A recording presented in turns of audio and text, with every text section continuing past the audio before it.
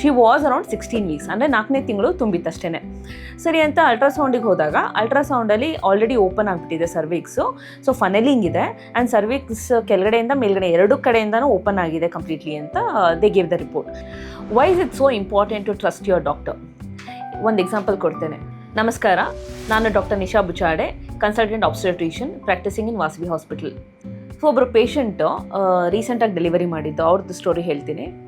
ಅವರು ರೆಗ್ಯುಲರಾಗಿ ಚೆಕಪಿಗೆ ಬರ್ತಾಯಿದ್ರು ಮಂತ್ಲಿ. ಅವಾಗ ಏನಾಯಿತು ಅಂತಂದರೆ ಎಕ್ಸಾಮಿನ್ ಮಾಡಿದಾಗ ಸರ್ವಿಕ್ಸ್ ಸ್ವಲ್ಪ ಅಂದರೆ ಗರ್ಭಕೋಶ ತುದಿ ಏನಿದೆಯಲ್ಲ ಅದು ಶಾರ್ಟ್ ಇದೆ ಅಂತ ಗೊತ್ತಾಯಿತು. ಸೊ ಸರಿ ಅಲ್ಟ್ರಾಸೌಂಡಲ್ಲಿ ಒಂದು ಸತಿ ಕನ್ಫರ್ಮ್ ಮಾಡ್ಕೊಳ್ಳೋಣ ಒಳಗಡೆಯಿಂದನೂ ಏನಾರು ಓಪನ್ ಆಗ್ತಾ ಇದೆಯಾ ಅಂತ. ಸೊ ಇಮಿಡಿಯೇಟ್ಲಿ ಅವರನ್ನು ಅಡ್ಮಿಟ್ ಮಾಡಿಬಿಟ್ಟು ರೆಸ್ಕ್ಯೂ ಸರ್ಕ್ಲಾಸ್ ಥರ ಮಾಡಿದ್ವಿ around 16th week. This is her first pregnancy. So ಸರಿ ಆಯಿತು, ಸ್ಟಿಚ್ ಹಾಕಿದ ಮೇಲೆ then she took rest for some time. ಆ ಸ್ಟಿಚ್ ನಿಲ್ತು and then she continued her pregnancy and again ಮತ್ತೆ ಮಂತ್ಲಿ ಚೆಕಪಿಗೆ ಬರ್ತಾಯಿದ್ರು. ಸೊ ಸರಿ ಸ್ಟಿಚ್ ನಿಲ್ತು, ಇನ್ನೇನು ಪರವಾಗಿಲ್ಲ, ಕೆಲಸಕ್ಕೆ ಹೋಗ್ಬೋದು ಅಂತ 15 days ಆದಮೇಲೆ ಶಿ ಸ್ಟಾರ್ಟೆಡ್ ವರ್ಕಿಂಗ್.